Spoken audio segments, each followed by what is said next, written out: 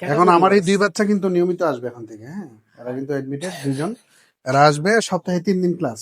3 দিন ক্লাস। 3 দিন ক্লাস। আমার কথা হচ্ছে ও 1 থেকে 2 তে উঠতেছে আর ও হচ্ছে 3 থেকে 4 উঠতেছে। এখন যদি ইংরেজিতে মোটামুটি কথা বলতে পারে আর আমি তো আসবোই। আর আমি যদি পারি, আমার বাচ্চারা যদি পারে, তাহলে আমার ঘরে একটা ইংরেজির পরিবেশ তৈরি হয়।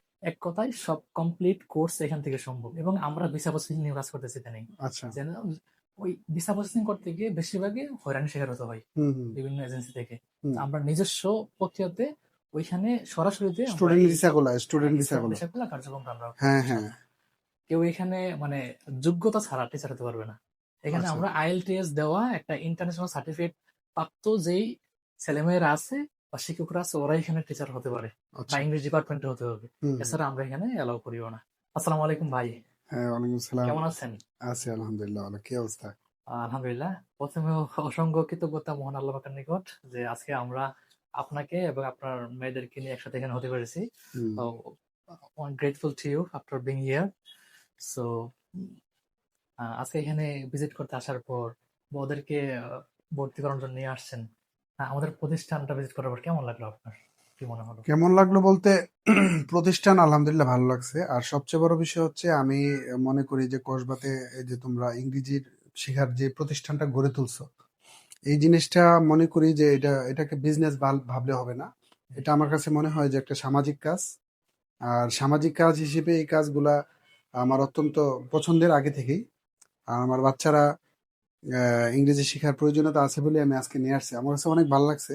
দোতলাতে অনেক সুন্দর পরিবেশ।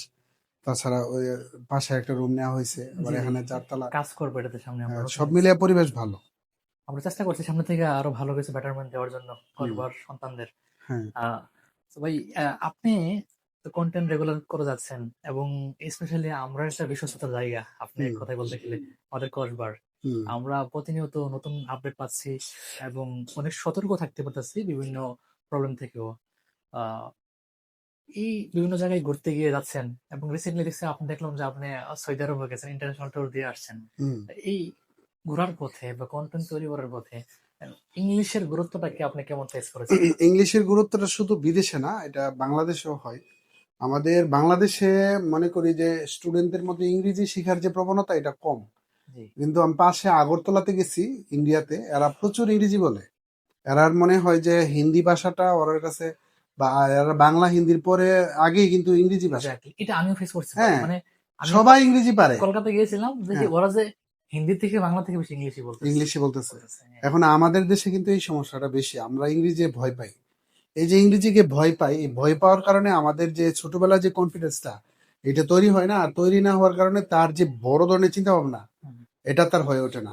যদি একটা ছেলে ইংরেজি ভালো জানতো, তাহলে সে এখন যে সোশ্যাল মিডিয়ার যুগ, অনলাইনের যুগ, ইউটিউবে ইউটিউবে কিন্তু হার্ভার্ড ইউনিভার্সিটির লেকচারারের বক্তব্য শুনতে পারতেছে। বলতেছে ইয়েস। হ্যাঁ, আমেরিকার অনেক বড় বড় ইউনিভার্সিটির টিচারদের বক্তব্য সে শুনতে পারতেছে। আমরা যেতে পাইতেছি। গবেষকদের কথা সে বুঝতে পারতেছে। এখন ইংরেজি না জানার কারণে কি হচ্ছে, আমরা যারা বাংলা ভাষা জানে তাদের ভিডিওগুলো শুধু আমরা দেখতে পারতেছি।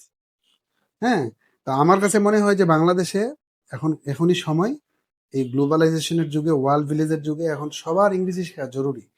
বিশেষ করে বাচ্চা কাল থেকে যদি ইংরেজির প্রতি মেন্টালিটিটা ভালো থাকে, ইংরেজি শেখাটা হয়ে যায়, তাহলে তার মধ্যে একটা আলাদা কনফিডেন্স কাজ করে, যে না, আমি ইংরেজি ভালো জানি।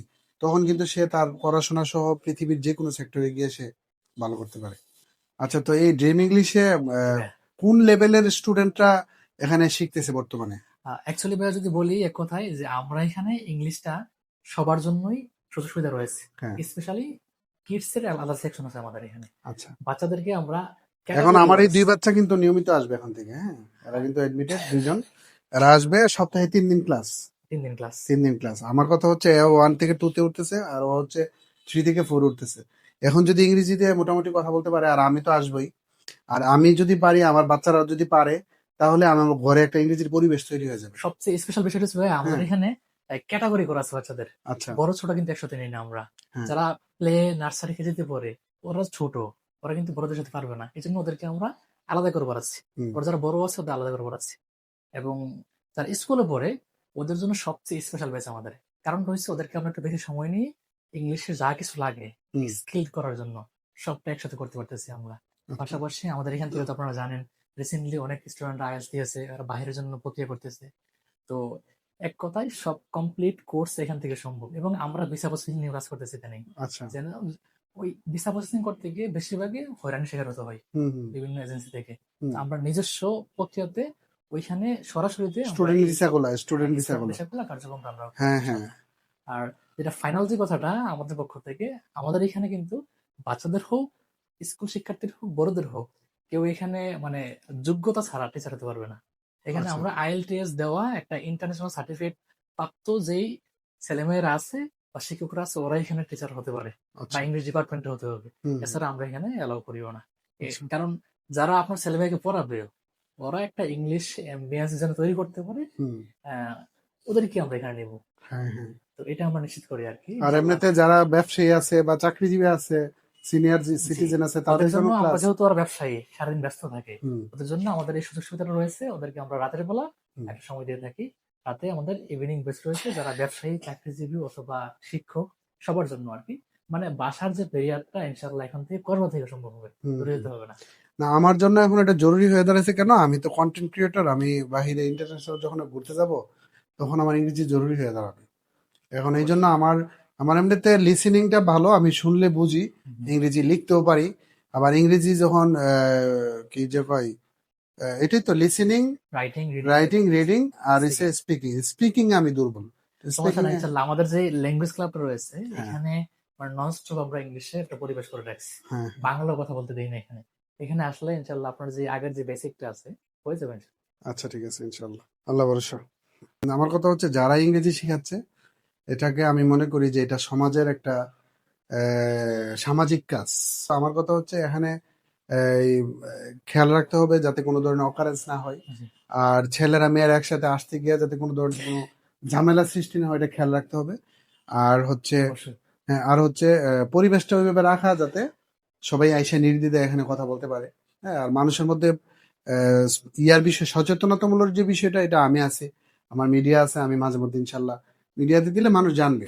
ইনশাআল্লাহ ঠিক আছে। আর আগে এগুলা, আর ঠিক আছে। সমাজে কিছু মানুষ আছে খারাপ মন্তব্য করবে, এদের নেতিবাচক মেন্টালিটি মানুষের থাকে, এগুলা থাকবেই। ঠিক আছে, দোয়া রাখবেন ভাই আমার জি জন্য। জি, অবশ্যই। আল্লাহ হাফিজ। আসসালামু আলাইকুম। ওয়ালাইকুম আসসালাম।